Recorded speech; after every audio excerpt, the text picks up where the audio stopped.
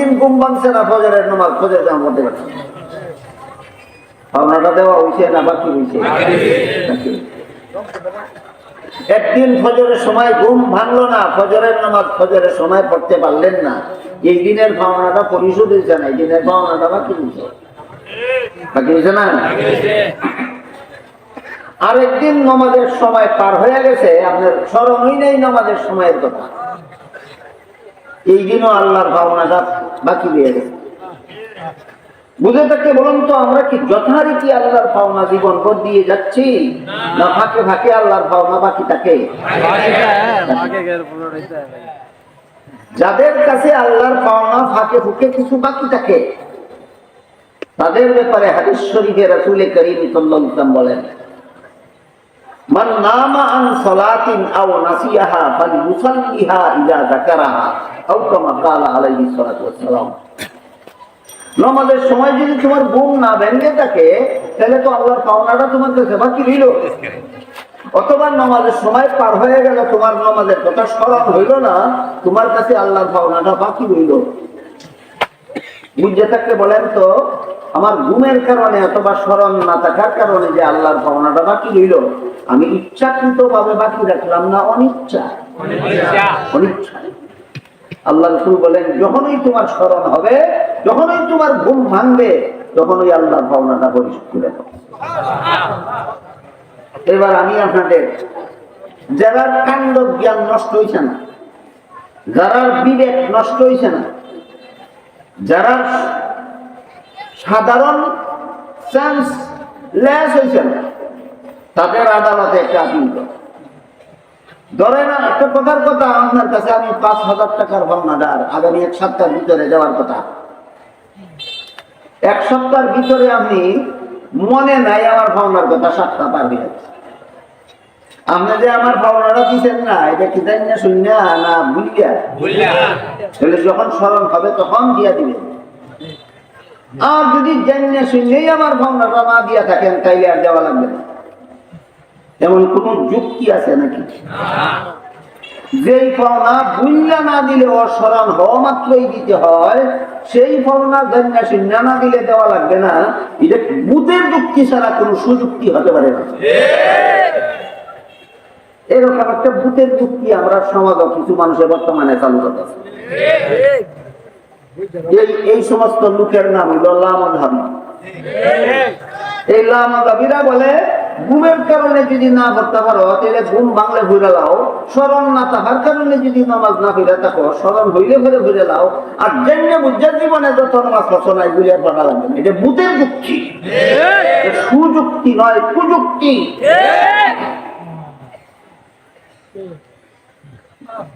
এই সমস্ত কুরআন হাদিসের অপব্যাখ্যাকারী, এই সমস্ত কুরআন হাদিসের বিকৃতিকারীদের জানা দরকার যে রাসূল যে বলেছেন, ঘুমের কারণে নামাজ পড়তে না পারলে, স্মরণ না থাকার কারণে নামাজ পড়তে না পারলে, ঘুম ভাঙলে ঘুরে লাও, স্মরণ হইলে পরে ঘুরে লাও, এটা তো হাদিসের কথা।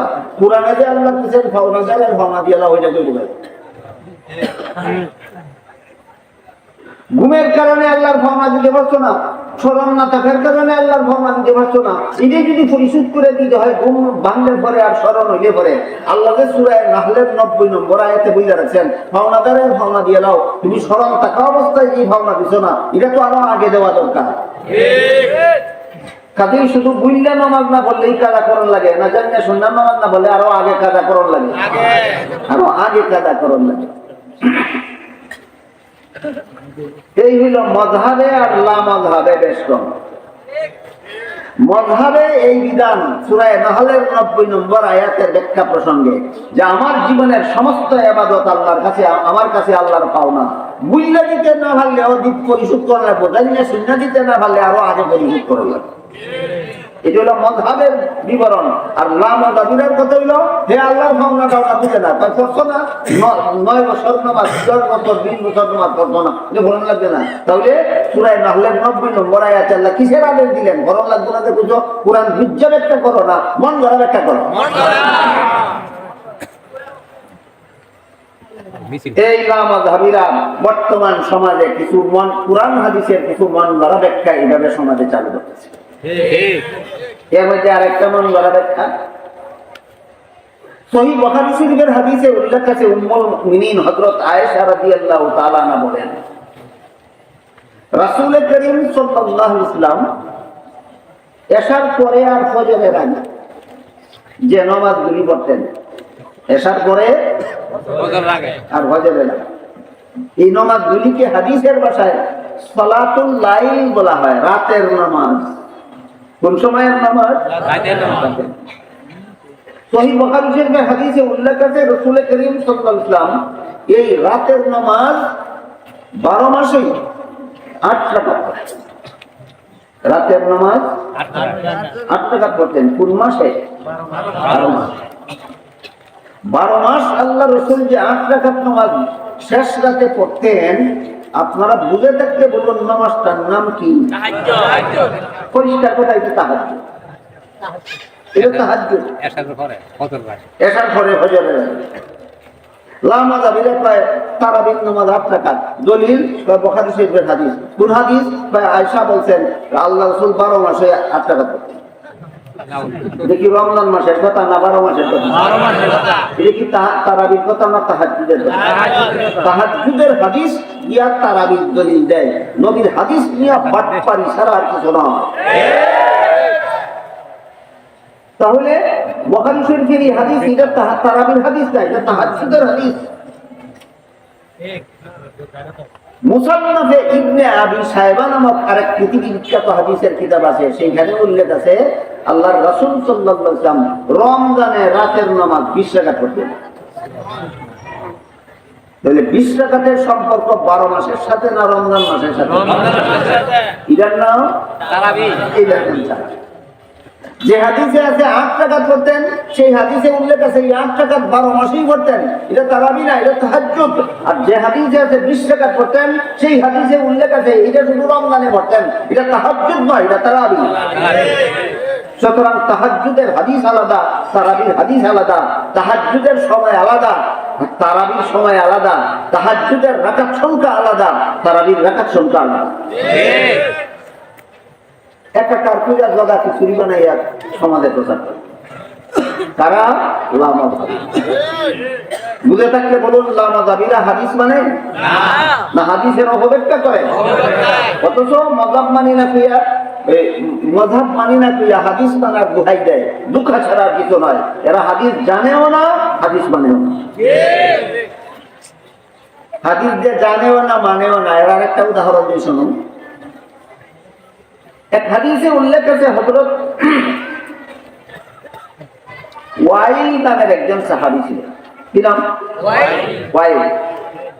হযরত ওয়াইল নামের একজন সাহাবী ছিলেন। তিনি বলেন আমি মুসলমান হওয়ার পর থেকে আল্লাহর রাসূল একাধারে 20 দিন আমাকে সাথে নিয়ে নামাজ পড়েছেন, যেন আমি রাসূলের নামাজ দেখে দেখে নিজের নামাজটা শিখে নিতে পারি। বলেন ওয়াইল নামের সাহাবী মুসলমান হওয়ার পর থেকে রাসূল তার সাথে নিয়ে নামাজ পড়তেন কতদিন? কেন? রাসূলের নামাজ দেখে দেখে আমি যে নামাজটা শিখাতেন। তিনি বলেন এই 20 দিনের মধ্যে মাত্র 3টা নামাজে রাসূল আমিন জুড়ে বলেছেন। 20 দিনের মধ্যে মাত্র 3 বেলা নামাজই ফরজ না, 3 নামাজে আমিন জুড়ে বলেছেন। 3 নামাজে রাসূল আমিন জুড়ে বলেছেন। কেন? তিনি বলেন আমাকে আমিন বলতে হয় কথাটা শিক্ষা দেওয়ার জন্য। 3টা নামাজ ছাড়া 20 দিনের সবগুলি নামাজেই রাসূল আমিন আসতে বলেছেন। কেন? আসতে বলা সুন্নাত হওয়ার কারণে। রাসূল সব নামাজেই আমিন আসতে বলছেন, এটা সুন্নাত। মাত্র 3টা নামাজে আমিন জুড়ে বলছিলেন সুন্নাত হওয়ার কারণে না আরেকজন মুসলিমকে শিক্ষা দেওয়ার জন্য? হাদিস বুঝলেন? সব নামাজে আমিন আসতে বলছেন, এই কথাটা কয়েই না, খালি কয়ে ওয়াইলের হাদিস আছে রাসূল আমিন জুড়ে বলেছেন। করবা ফেরনা তাই যা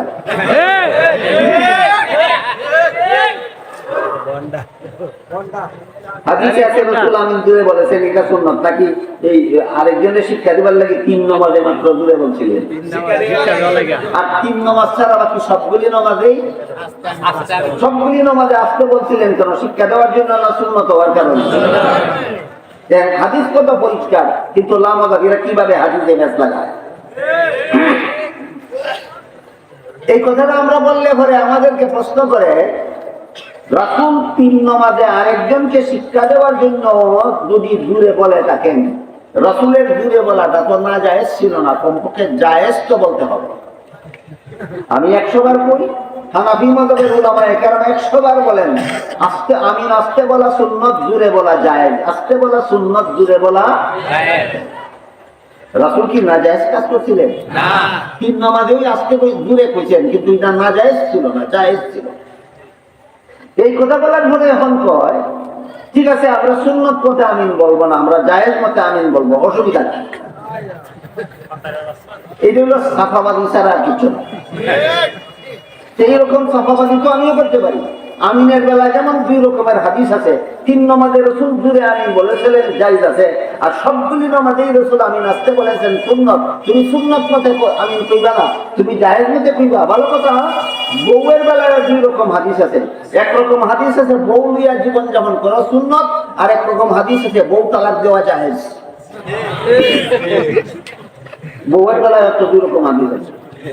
বউ লিয়া জীবন যাপন করা জায়েজ না সুন্নত, আর বউ তালাক দেওয়া জায়েজ।